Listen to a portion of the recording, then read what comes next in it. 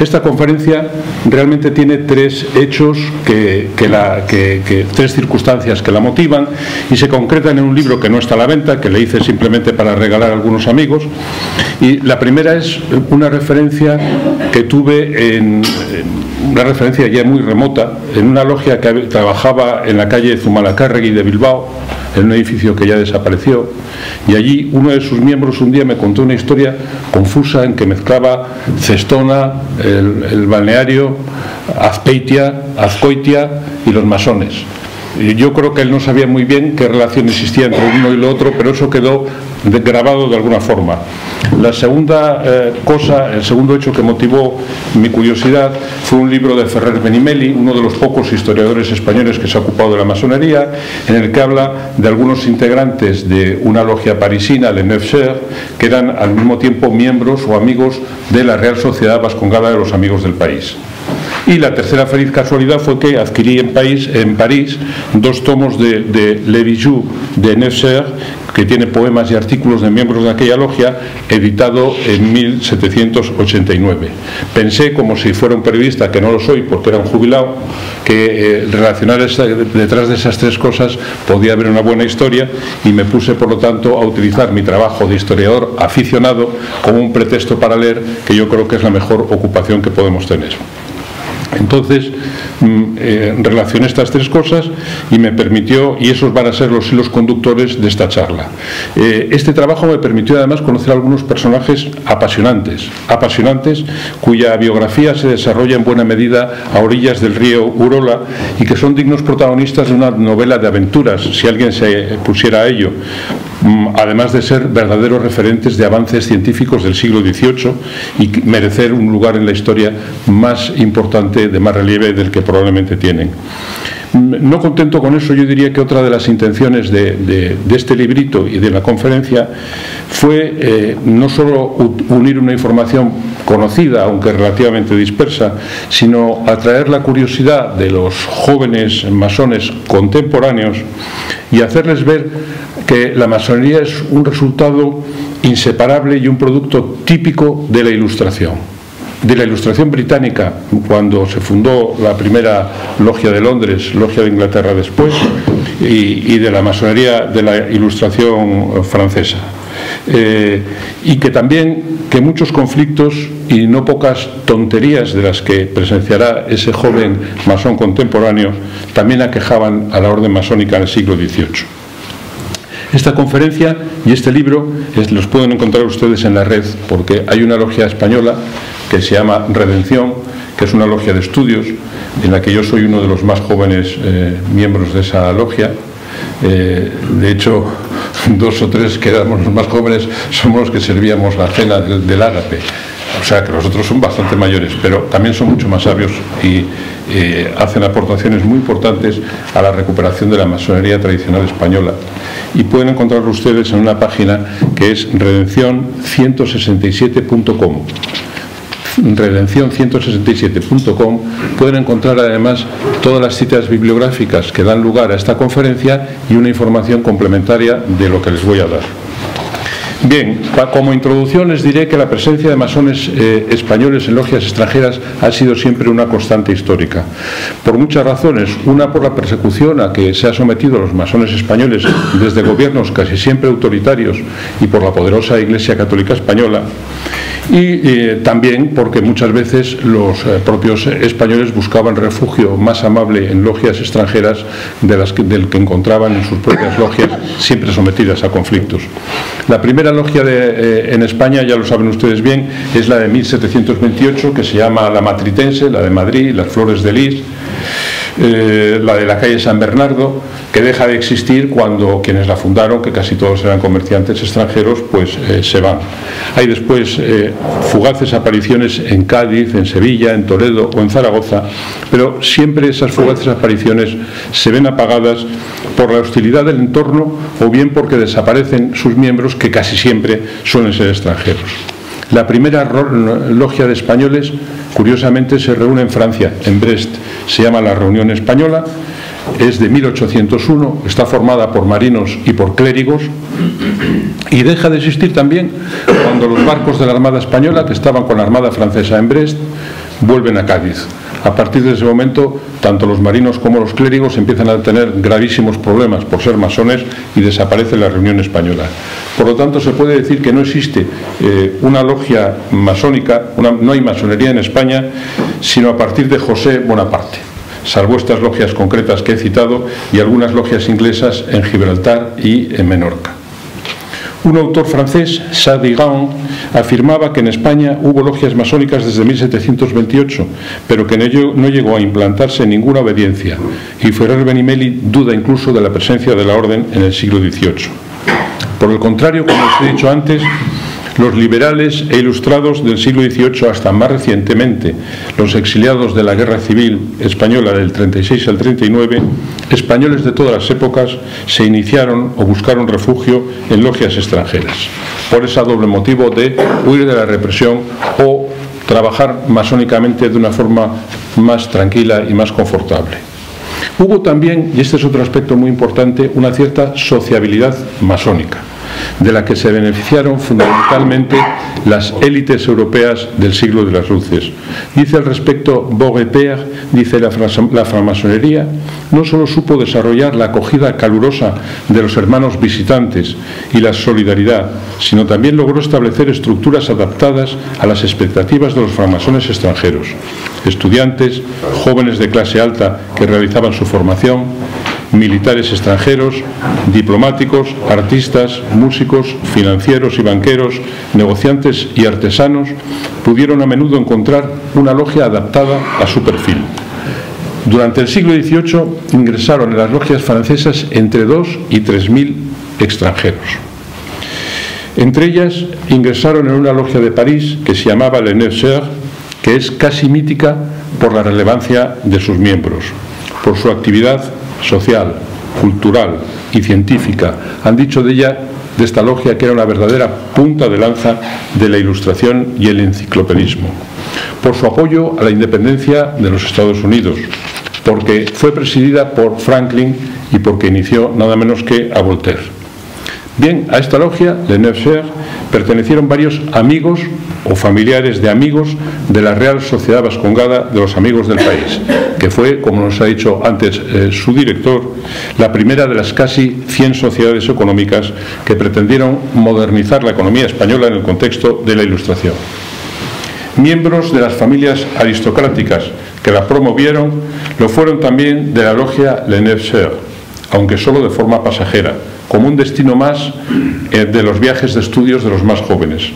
Y la logia fue un lugar de encuentro entre estos y algunos científicos prestigiosos que más tarde vinieron a trabajar fundamentalmente al laboratorio de Vergara, pero también a otros enclaves del Estado español.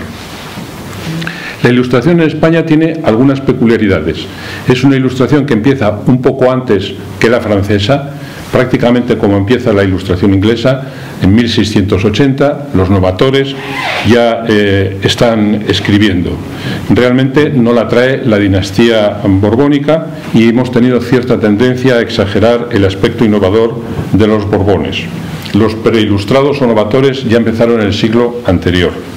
Y habrá que esperar hasta Carlos III para poder decir que había un rey ilustrado, si bien también este rey, Carlos III, ha disfrutado de un juicio de la historia demasiado benévolo. En España, desde luego, hubo ilustración, si bien con unas características específicas y diferentes que en Francia. La Ilustración española fue una ilustración de funcionarios y su base social provino de la aristocracia terrateniente, de los eclesiásticos y de los funcionarios. Fíjense dos detalles no pequeños que pueden servirnos para diferenciar la Ilustración española de, por ejemplo, la francesa. Los ilustrados españoles no se cuestionaban ni la monarquía absoluta ni la religión.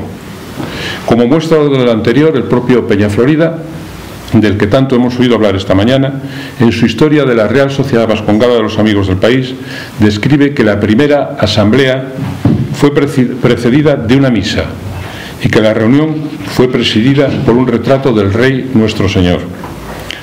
Cuando hablemos de los caballeritos de Azcoitia, veremos que otro elemento común a todos ellos es precisamente que se formaron con los jesuitas.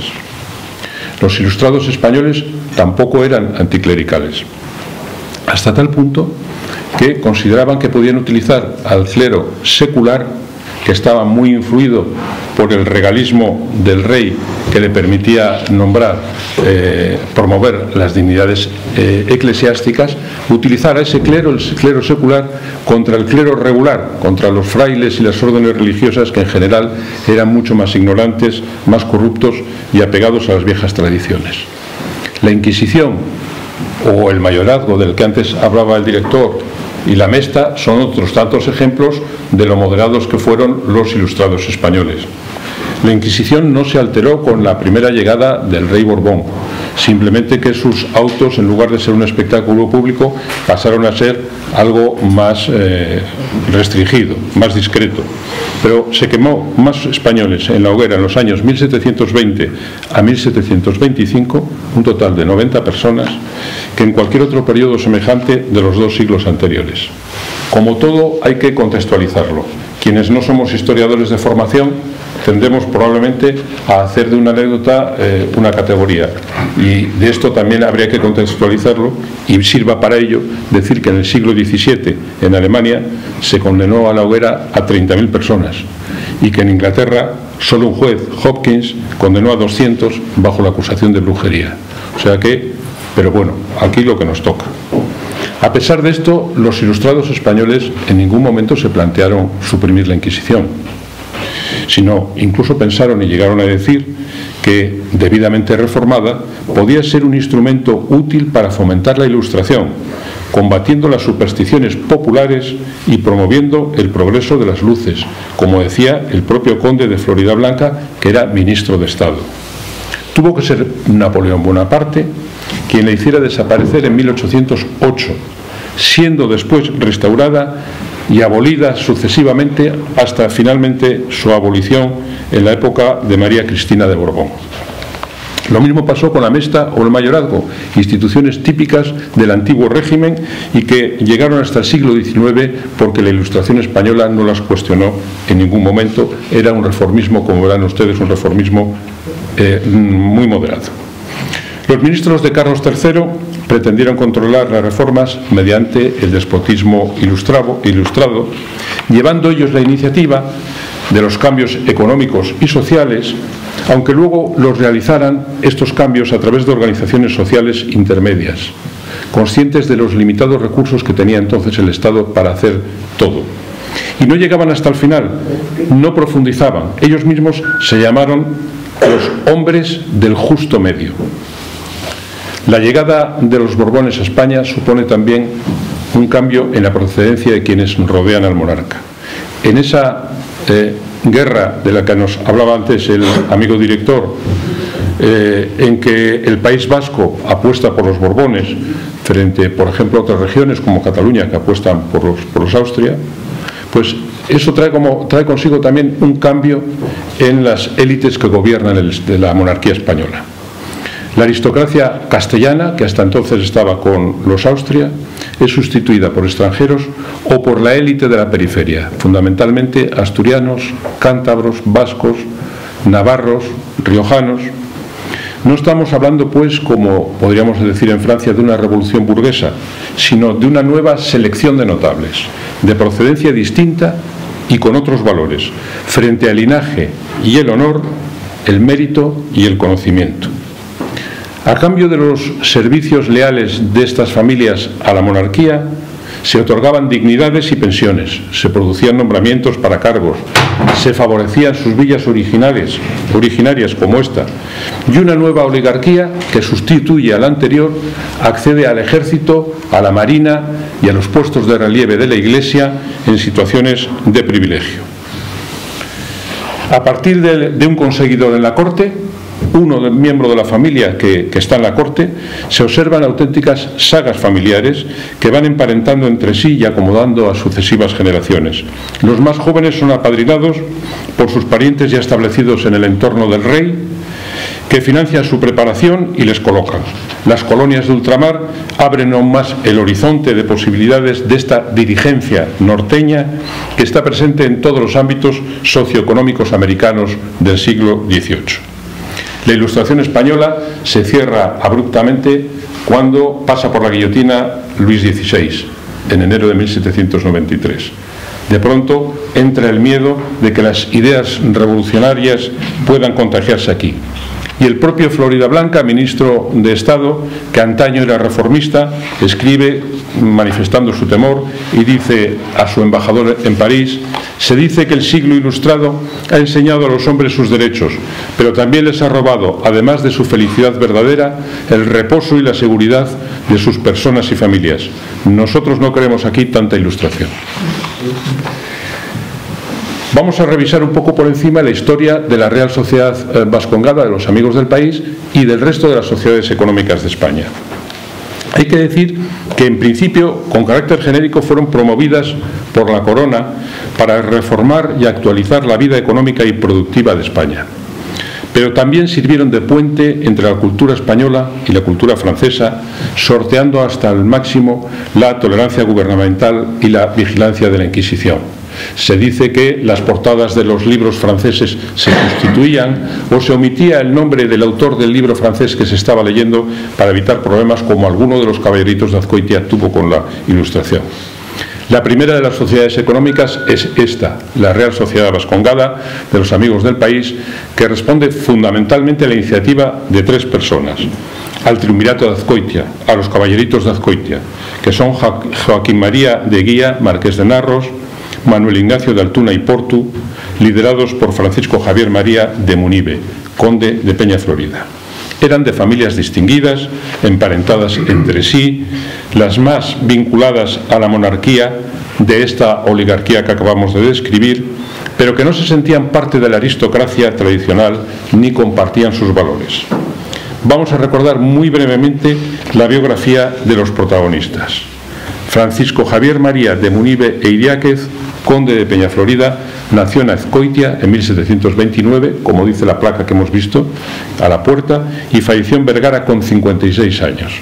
Antes de seguir adelante, porque otro de los caballeritos muere con 40 años, les diré que la esperanza de vida en el País Vasco en el siglo XVIII era de 32 años. Es verdad que esta cifra está artefactada, porque había mucha mortalidad infantil, pero no es menos cierto que se podía considerar viejo una persona de 35 años.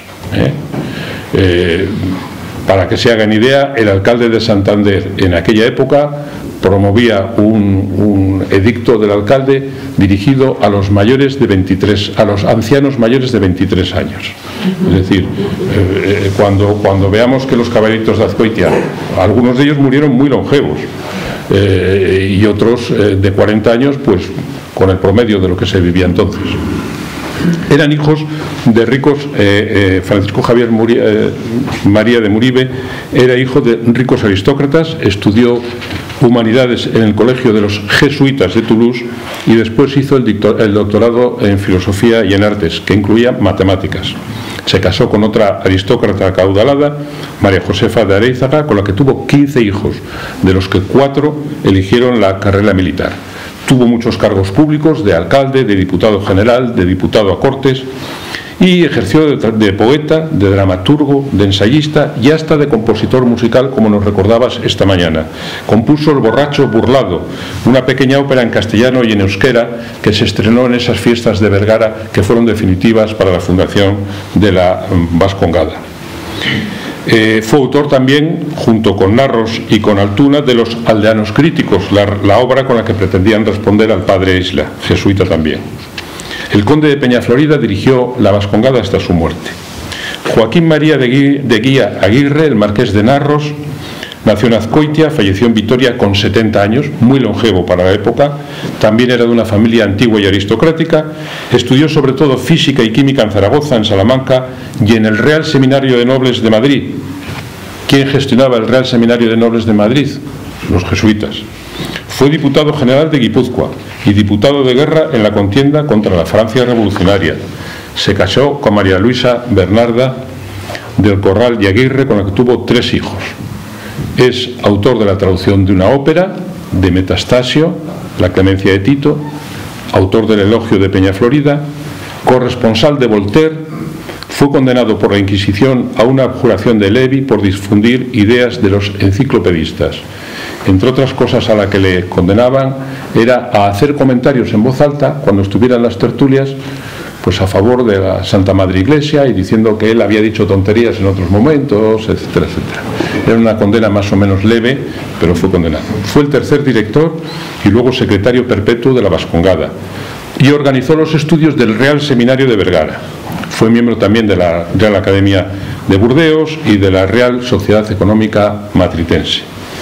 Y finalmente, con el triunvirato, Manuel Ignacio de Altuna y Portu, que nació en Azcoitia en 1722 y murió con 40 años también en Azcoitia.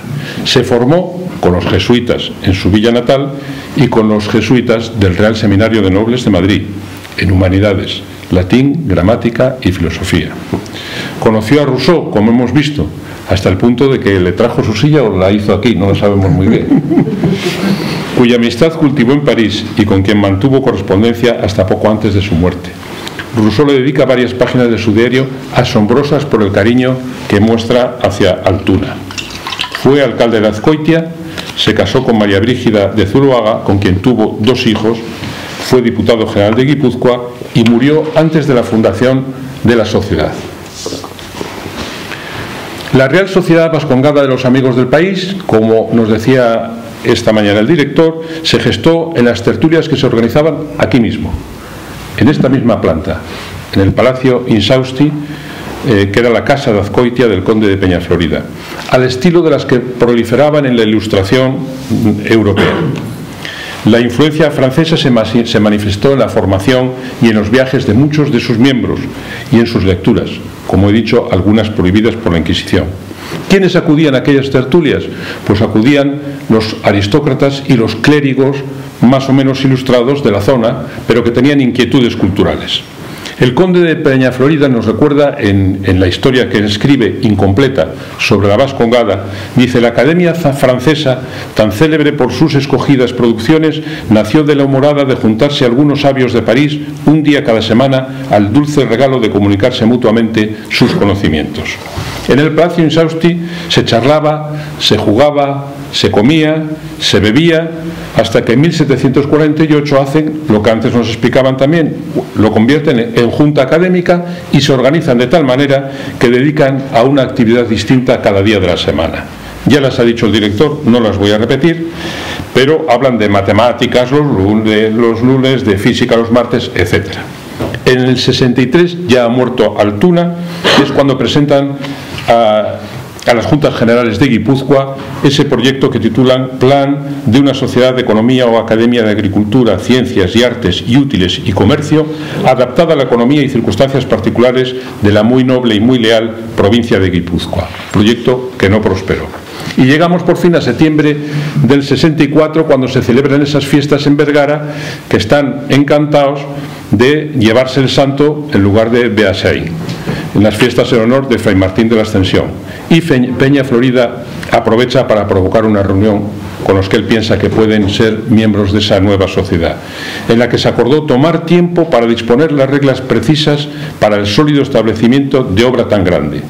Y es en diciembre, de nuevo en la casa Insausti de Azcoitia, cuando ya se suman las 3 provincias vascas al proyecto y se constituye la primera sociedad económica de España, la Real Sociedad Bascongada de los Amigos del País, aprobándose el nombre, aprobándose los estatutos provisionales y nombrando su primer director.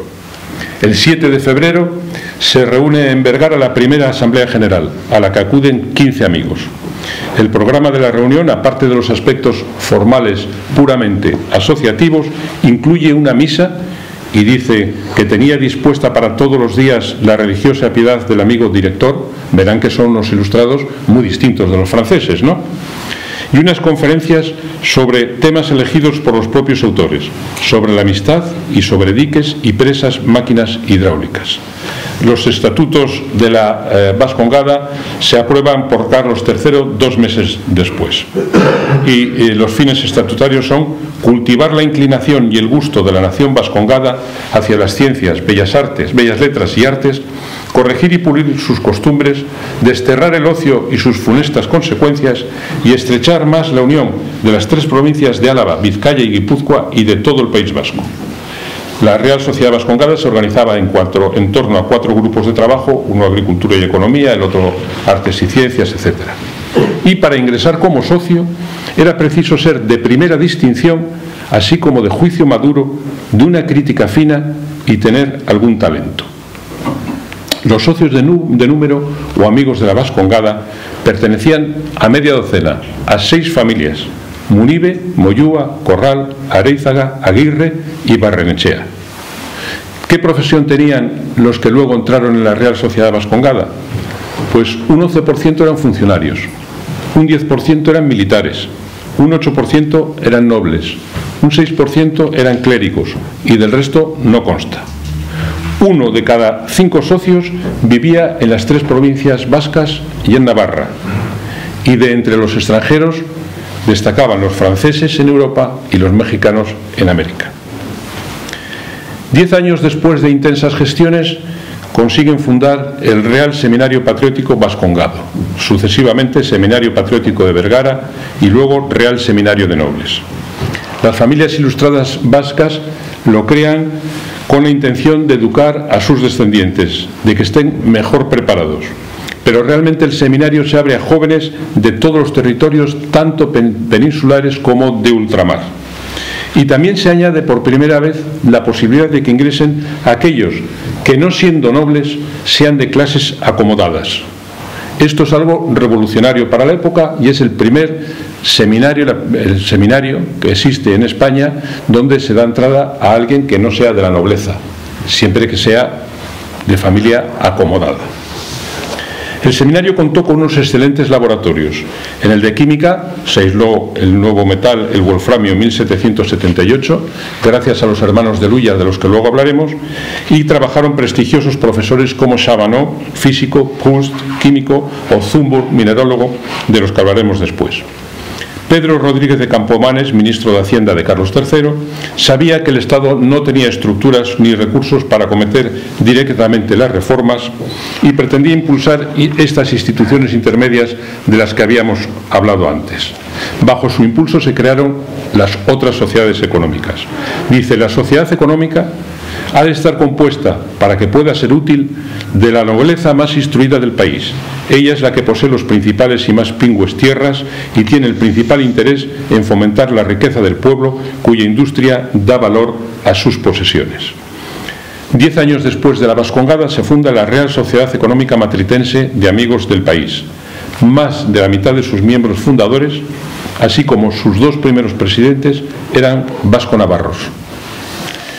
Se llegaron a formar más de 100 sociedades, compuestas fundamentalmente por nobles, funcionarios, profesionales y eclesiásticos. De nuevo, a diferencia de la Ilustración en otros lugares, la burguesía española estuvo casi ausente de las sociedades económicas. Los resultados fueron mediocres. A ellos les entristecieron, a sus protagonistas les entristecieron mucho. A mí, cuando lo veo con la distancia del tiempo y veo una sala llena de personas que conmemoran, que celebran, que recuerdan y que disfrutan recordando lo que hicieron los ilustrados del siglo XVIII, lo que hicieron los caballeritos de Azcoitia en el siglo XVIII, pues me parece que no fracasaron verdaderamente, o no del todo. En la práctica hubo muy pocos logros concretos en las sociedades económicas. Yo creo que en la mejor tradición nacional. Tampoco escapó de ese fracaso la Vascongada. No tenía casi ingresos para mantenerse y el conde de Peñaflorida, en la apertura de las Juntas Generales de 1782, decía: debemos confesar francamente que nuestros campos y montes están cultivados, plantados y cuidados del mismo modo, a poca diferencia, que ahora 20 años. Que nuestras máquinas de ferrerías y molinos, como su economía y manejo, están poco más o menos como en tiempos de nuestros padres y abuelos. Que los ramos esenciales de la industria del país, que son los que dependen del hierro y el acero, van en decadencia y que solo florece la literatura a merced del seminario patriótico. El seminario siguió funcionando hasta 1880, que se convirtió en un colegio de enseñanza media gobernado y gestionado por los dominicos. Y el siglo XIX, como también nos han dicho esta mañana, fue fatídico para la sociedad, que permaneció prácticamente inactiva. De este modo, los lugares que primero habían alumbrado el siglo de las luces, la Ilustración, se convirtieron después en reducto de lo más integrista de la España del siglo XIX, siendo las guerras carlistas una buena muestra de este cambio. El otro protagonista colectivo de esta conferencia es una logia masónica de París, que he defraudado a un tercio de ustedes, los que conocían mejor que yo la Real Sociedad Vascongada de los Amigos del País. Ahora voy a defraudar otro tercio, los que saben más que yo de masonería. La logia Les Neuf Chers es una logia parisina cuya fuente primaria de información era hasta hace poco un libro que escribió un masón francés que se llamaba Amiable, que había sido alcalde del distrito 5 de París, y poco más se sabía porque las fuentes que le había consultado además habían desaparecido. Pero hoy contamos con otras fuentes, contamos con los archivos rusos, con la Universidad de Yale y con algunos libros interesantes como el de Porter. Los archivos rusos, ¿qué son los archivos rusos? Pues los archivos rusos son unos archivos que los archivos nazis. ¿Y qué son los archivos nazis? Pues los archivos nazis fue todo lo que cogieron en París en 1940, cuando entran en la Rue de Cadet, en la sede del Gran Oriente de Francia, y desde allí un antiguo bibliotecario nombrado por el gobierno de Vichy se encarga de recoger toda la documentación masónica de Francia y de sus logias, que es trasladada a Berlín. Posteriormente los rusos la trasladan a Moscú y está nada menos que en la sede del KGB. Y hasta los años 2000 no se ha devuelto esa documentación y no se ha podido consultar. Con la devolución hemos podido saber muchas más cosas de esta logia y de otras logias francesas, claro. Bien, la iniciativa de crear esta logia, que reuniera a literatos, a científicos, a filósofos, a pintores, a músicos y a intelectuales, fue de un filósofo, Helvétius, y del astrónomo Lalande. El filósofo le pasa como Altuna, murió antes de ver concretada la logia. El escenario en aquella época era complicado para la masonería francesa, ya que desde 1776 se habían prohibido sus actividades. Era la masonería que heredaba la primera gran logia continental, que fue la de Francia, la de 1738 del duque d'Antin, la primera obediencia masónica del continente. Entonces sus reuniones eran clandestinas y esta situación se prolongó hasta que murió el gran maestro, el conde de Clermont, en 1771. Su sucesor fue el duque de Chartres, Louis-Philippe Joseph d'Orléans, luego duque de Orleans, que terminaría en la guillotina, ya bajo el nombre de Felipe Igualdad, después de que él había firmado la sentencia de Luis XVI a la guillotina y que había compartido el fervor revolucionario. En 1773 la Gran Logia de Francia se transforma y pasa a llamarse Gran Oriente de Francia. Se suprime la inamovilidad de los venerables maestros, de los presidentes de cada logia, que en muchos casos eran verdaderos propietarios vitalicios de la logia. Y se asegura la representación de las provincias. Hacen una reforma en la Gran Logia de Francia y se convierte en el Gran Oriente. A la muerte de Helvétius tuvieron que transcurrir más de 4 años para que Lalande pudiera materializar la nueva logia, y lo consigue gracias a la viuda de Helvétius, Anne-Catherine Helvétius, que era lo que entonces se llamaba una salonière. Era una noble que invitaba en su casa a reuniones, a tertulias, en sus salones, y que se convirtió en una verdadera reclutadora de miembros para esta nueva logia. Buscaba fundamentalmente intelectuales y artistas. La logia se fundó en 1776 y tuvo que superar muchas reticencias. La primera, por su nombre, el llamarse las 9 hermanas, en una logia, en una masonería que entonces era exclusivamente masculina, pues daba que pensar. Además, los celos, la envidia no es patrimonio exclusivo nuestro, digo de los españoles ni de los masones españoles, sino que también había en el Gran Oriente envidia a que esta nueva logia fuera de los listos, la logia de los listos, de los intelectuales. El caso es que los sectores más conservadores del Gran Oriente se opusieron a esta iniciativa de Lalande y la obstaculizaron todo lo que pudieron con trámites administrativos, inspecciones, informes y tal, hasta que al final se produce una votación que ganaron 5-4 los partidarios de autorizar esta logia. Hay explicaciones más recientes que dicen que realmente los fundadores habían sido ambiguos, veían que la Gran Logia de Francia caía sin que todavía apareciese el Gran Oriente y por lo tanto no tenían nuevas prisas.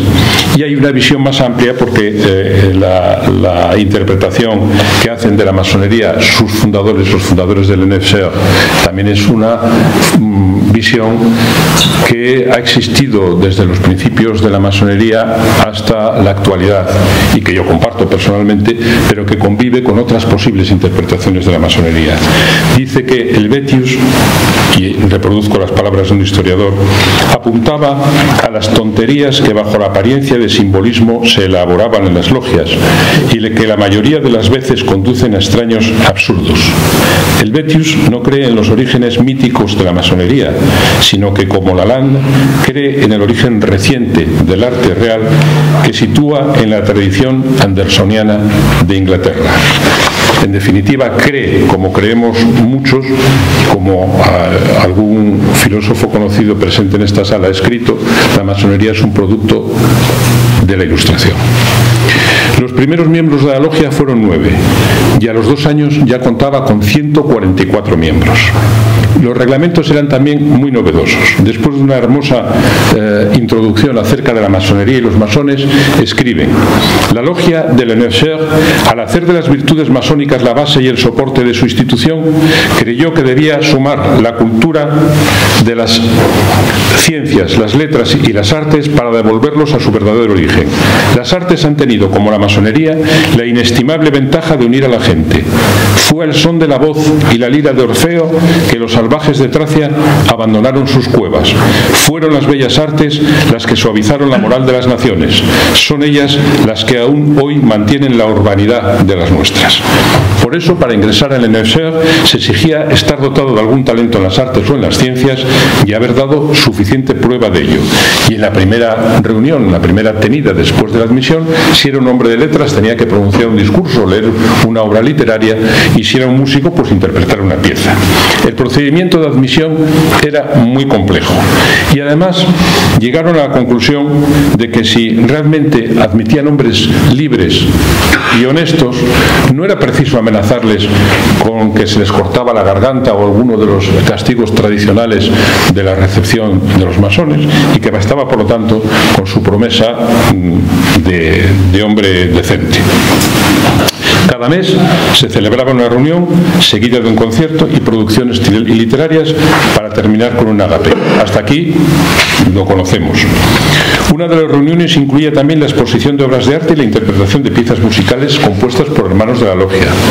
En cada tenida, uno de los oradores debía pronunciar una laudatio de un gran hombre fallecido. En cada fiesta de San Juan, 3 hermanos debían pronunciar: uno el elogio de un difunto notable, otro una pieza de elocuencia y un tercero una pieza de poesía. Además, uno de los oradores debía pronunciar un discurso de clausura en la gran asamblea que precedía las vacaciones y un discurso de inicio de curso. Tanta actividad no era fácilmente superable por otras instituciones de la época, ni siquiera en París. Y tanta actividad y tanta elocuencia va a hacer parecerles a todos ustedes que mi conferencia es muy corta. Aparte de la regulación de las tenidas, de los banquetes y de las fiestas solsticiales, había 2 cosas interesantes y originales. Primero, hicieron un fondo de 1.200 libras para poder editar o adelantar el dinero a quienes publicaran sus obras, a los afiliados que publicaran obras literarias. E imponían a los abogados, médicos y cirujanos, cosa diferente en la época, que atendiesen gratuitamente a aquellos que fueran recomendados por la logia, a consecuencia del juramento que hacían, hecho al ingreso, de volar en socorro de la humanidad. Bien, uno de los acontecimientos que más se ha celebrado de esta logia del NFCER fue la iniciación de Voltaire. Voltaire acababa de regresar a París, tenía 84 años, era muy anciano. Hay quien dice que probablemente el ser admitido masón fue producto también de esa vanidad que tenemos los viejos. Pues a él estaban homenajeando en París, le homenajeaba a todo el mundo, y el hecho de que los masones le admitieran pues era otro homenaje más para Voltaire, ¿no? El hecho es que se tuvo mucha oposición en el seno del Gran Oriente, porque Voltaire tenía una personalidad muy determinada y porque además atacaba claramente al infame, y el infame estaba identificado en su momento con el fanatismo, con la religión, con el catolicismo, con el cristianismo, y había manifestado públicamente su desprecio por los pobres masones. Es decir, que se entendía mal que Voltaire fuera admitido en la logia masónica. Pero bueno, el hecho es que fue una auténtica revolución. Dice el historiador y masón Charles Porset, reorientándose hacia sus orígenes latitudinarios andersonianos y dando la espalda a los absurdos disparates de que la credulidad y la superstición de los petit maîtres, de los pequeños maestros, los petit maîtres diríamos, la habían cargado bajo el mando del conde de Clermont, Gran Logia de Francia, en beneficio de los mercaderes del templo. La ceremonia fue un acontecimiento a escala europea y además hoy diríamos que fue una gran operación de imagen para la logia de Neufchâtel. Fue el martes 7 de abril de 1778 en el antiguo noviciado de los jesuitas, ocupado por el Gran Oriente de Francia. Y allí fue iniciado Voltaire. Asistieron 150 visitantes, entre ellos 12 sacerdotes que eran francmasones. Y la presentación del candidato corrió precisamente a cargo de un clérigo, Cordier de Saint-Firmin. Voltaire entró del brazo de Benjamin Franklin y en atención a que ya era muy anciano y tenía muchos achaques, le dispensaron de la mayor parte de las pruebas que los masones hacemos en la iniciación. Se le impuso, bueno, pues para que lo que hicieron fue poner un telón negro que diferenciaba la sala para que no viera el oriente, no viera lo que había detrás, etcétera. Le entregaron aquel mandil que había sido del Helvétius y que tenía la viuda, y le dieron unos guantes que rogó que le fueran entregados a Belle de Bonne, una escritora noble y masona que era protegida suya casi como su hija adoptiva. Voltaire murió 2 meses después de ser iniciado y le hicieron los masones también un gran elogio fúnebre. Claro, tantas cosas a una persona que era manifiestamente incómoda para el antiguo régimen, para el entorno de Luis XVI, pues sirvieron de pretexto para que los enemigos que tenía dentro del Gran Oriente de Francia dieran curso a otro tipo de acusaciones. Se les quitó el local que utilizaban y se les abrió una causa masónica. Hasta 1780, es decir, 2 años, estuvieron con este contencioso que consumió muchas de las iniciativas y de las energías de la logia, que al final salió victoriosa con una pequeña sanción para uno de los clérigos que formaba parte. Cuando Lalande terminó su 3er año de veneratura, no quiso seguir siendo venerable de la logia, y entonces visitaron a Franklin y le ofrecieron ser el venerable. Franklin había sido iniciado no en Francia sino en Filadelfia. Era embajador de los Estados Unidos en Francia y probablemente los hermanos de Neufchâtel pensaron que era una buena recomendación para que el Gran Oriente de Francia no les diera mucha caña la sanción que se proponía por las denuncias que había tenido durante la iniciación de Voltaire. Franklin fue venerable maestro durante un año, tenía muchas ocupaciones profanas, sociales, políticas, etc. Pidió en más de una ocasión que se le sustituyera en las reuniones que ya mantenidas, y su dedicación a la logia no fue muy intensa. En 1780 fundaron lo que llamaban la Société de Neufchâtel o Société Apollonienne, que es algo así como la primera universidad libre de Europa. Siempre se ha planteado que fue un desdoblamiento de la logia, y qué bueno eran en aquella logia que se permitían desdoblarse mientras unos seguían sus trabajos habituales, los otros fundaban esta especie de universidad.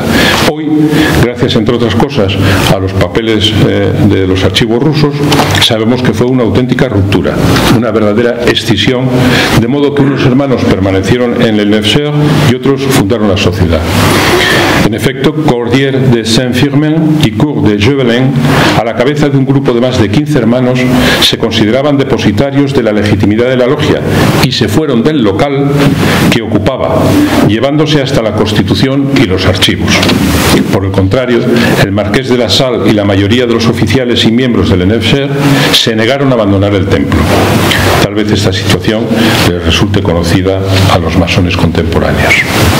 El Gran Oriente intervino a petición de la propia logia y envió 2 comisionados para que visitasen a la logia in situ y vieran qué es lo que pasaba. Aquellos 2 comisionados después confesaron su fracaso.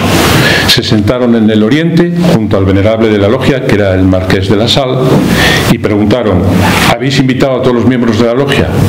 Y dijo el venerable: bueno, a todos no. A algunos les hemos invitado y no han querido venir, y a otros es preferible que no vengan, dice, para evitar una reunión tumultuosa o incluso sangrienta.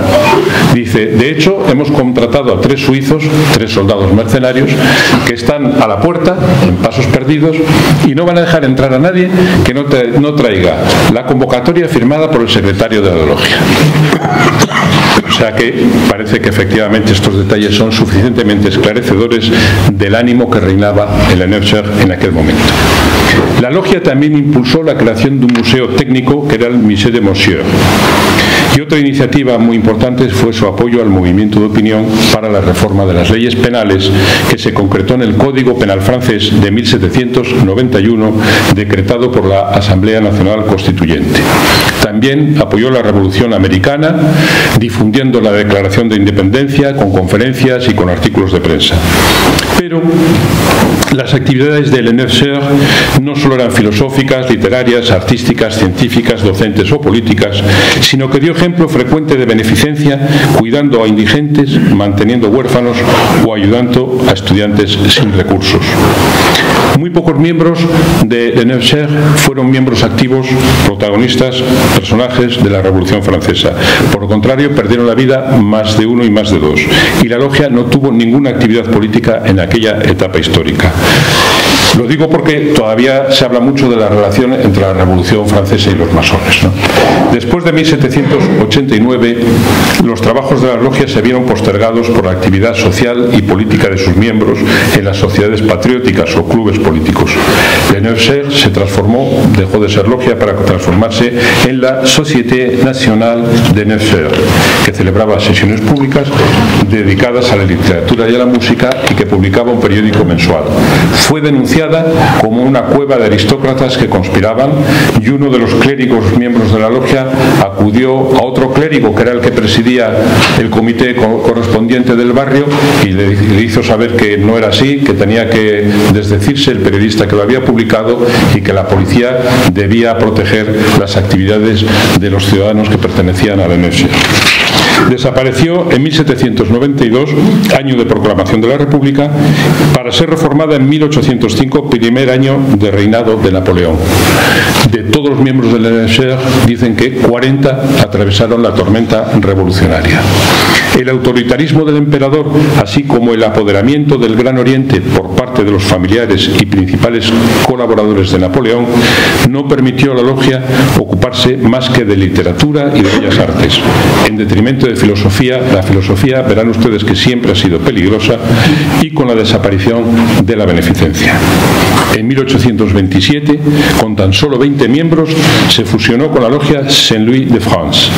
Su decadencia no se superó hasta su definitiva desaparición en 1848, y yo añado que fue víctima sucesivamente del fanatismo, del despotismo y de la propia indiferencia. Y por fin llegamos a la presencia de miembros de la monarquía española en el NFSER. Yo busqué en 3 sitios. El propio Amiable nos habla de el primer censo escrito, el primero que se imprimió de la logia, en la que ya figuran 4 miembros de la Vascongada. Luego Nicolas Hans afirma que muchos masones extranjeros que estaban en París se afiliaron al NFSER y sugiere que el número total de miembros hasta 1792 pudo ser de unos 400 hombres de la ciencia y de las artes de Europa y en América. Y en el artículo inserta un cuadro que llama Listado de miembros seleccionados de la logia durante el periodo 76-92, en el que encontramos también a varios conocidos.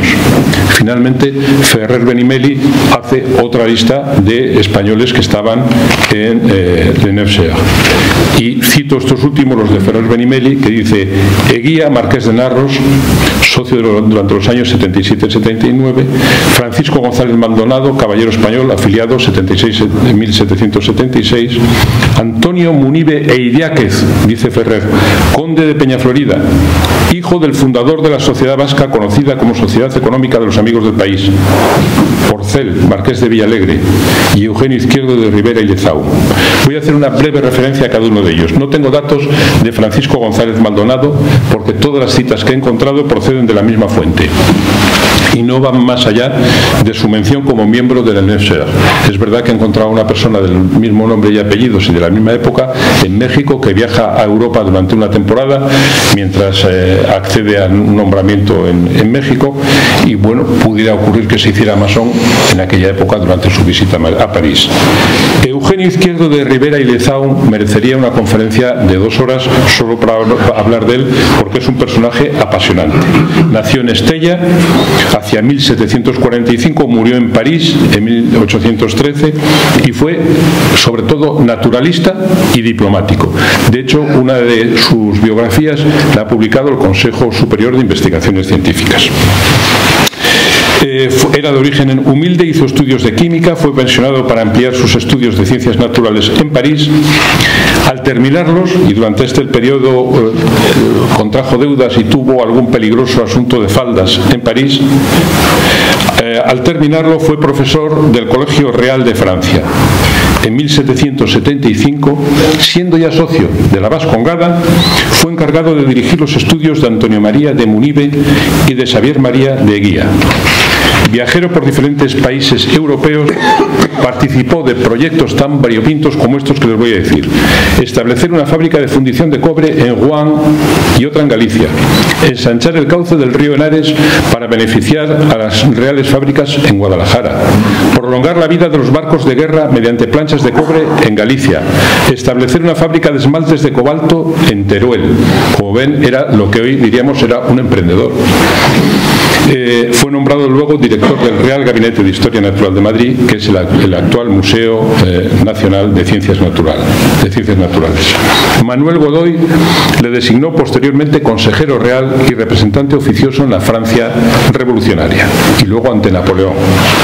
Y después fue ya representante plenipotenciario, de forma que fue el firmante del Tratado de Fontainebleau y acabó sus días, ¿cómo acabó? Pues de secretario de Carlos IV, después de que abdicó Carlos IV, y como patrocinador del monarca. Es decir, quien pagaba los gastos de Carlos IV cuando se jubiló fue Izquierdo, que había hecho fortuna. En cuanto a Antonio Munibe e Idiáquez, conde de Peñaflorida, que en realidad no es quien dicen en esos libros que les he leído, se trata en realidad de Antonio María de Munibe y Areizaga, nacido en Azcoitia y fallecido en Marquina, hijo del fundador de la Vascongada y de María Josefa de Areizaga. Si bien en el registro de Amiable figura solo como Munibe, conde de la Penna, Florida, en la obra de Alain Levijan consta como Antonio Munibe e Idiáquez, lo que explica la confusión. Antonio María desde joven fue dirigido a la milicia, fue cadete de los guardias reales a los 14 años y miembro de la Vascongada a los 16. La escueta mención que hace en sus libros, tanto Ferrer Benimeli como Hans y como Amiable, a Eguía, cuarto marqués de Narros, se refiere a Francisco Javier María de Eguía y Corral, químico, algo más joven que Antonio Munibe, que era su primo, con quien viajó a París, ambos bajo la tutela de Izquierdo. Voy a omitir, para no ser demasiado tedioso, pero en las actas correspondientes, de las actas de la Vascongada, correspondientes a 1774, por tanto las que se publican en el 75, ya leen un memorial del supernumerario Antonio María de Munibe y del alumno mayor don Xavier María de Eguía, en la que piden que les lleven a París.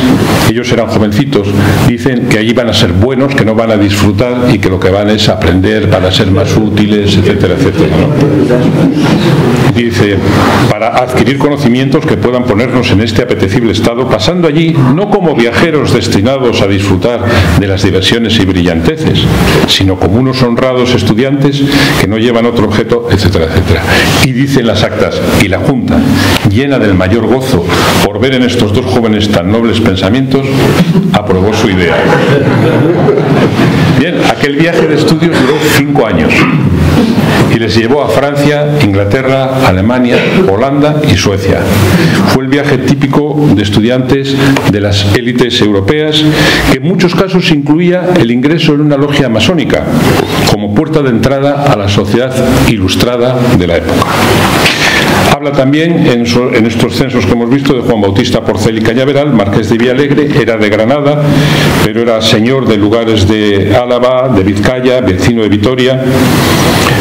Se casó con una natural de Azpeitia, con la que tuvo 4 hijos, y el cargo más relevante que tuvo fue el de diputado a Cortes. En las Cortes de 1810-1813 mantuvo una teoría ciertamente interesante, en la que dice que ni funcionarios ni clérigos debían formar parte de las Cortes, que eran lugar de hombres libres e independientes.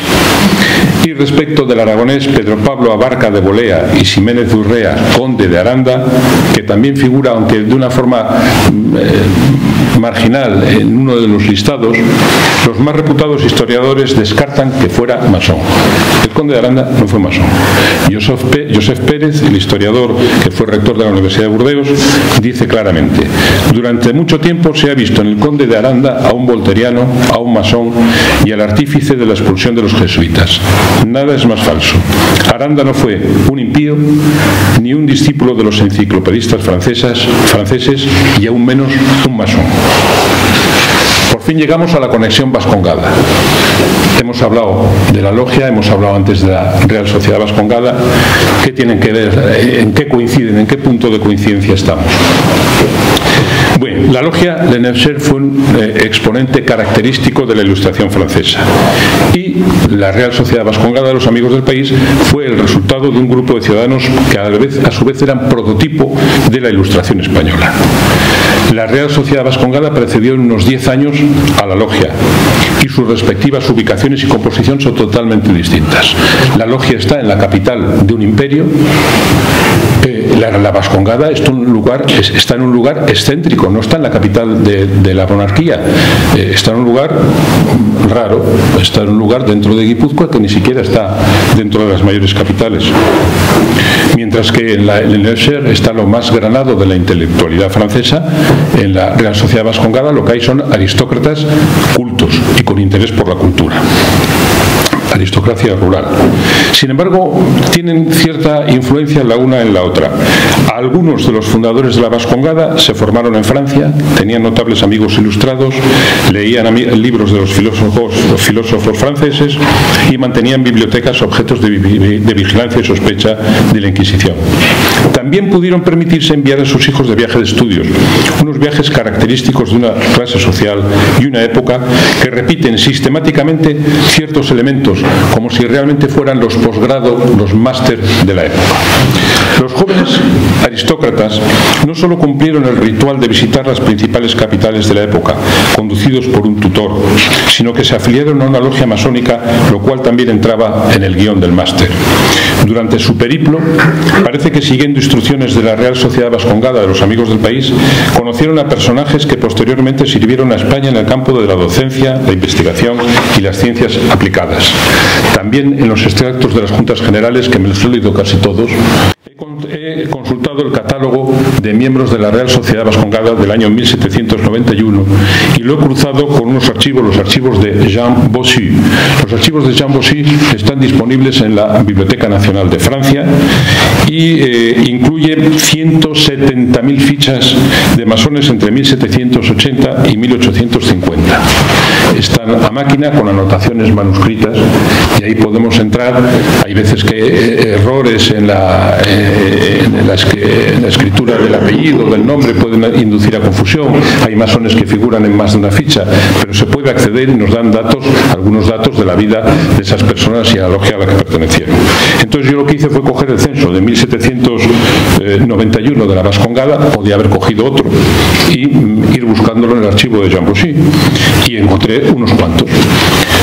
Algunos ya les he dicho: el marqués de Villalegre, socio y vicesecretario de la Vascongada; los hijos de los dos fundadores de la Vascongada, conde de Peñaflorida y marqués de Narros; el tutor de ambos y naturalista, el profesor Eugenio Izquierdo; Manuel Vicuña, administrador, que fue y amigo de los condes de Peñaflorida; los científicos Louis Proust y Pierre-François Chabanot, que habían trabado amistad con Munibe en Le Neufcher, en la logia de París, y que durante su estancia en Vergara obtuvo un metal maleable que llamaron platina; el astrónomo Jérôme Lalande, uno de los fundadores del Neufcher, también perteneció a la Vascongada; el sacerdote Tomás de Rousseau, prior de la Sociedad Real de Vizcaya, y que era vigilante. Uno de los tres puestos que gobiernan las logias masónicas es el de vigilante, era vigilante de Le Neufcher; el político de Serra, parlamentario de Toulouse y miembro de la logia Saint-Jean de Moissac; el conde de Sten, almirante francés que participó en la guerra de la independencia de los Estados Unidos y que murió guillotinado;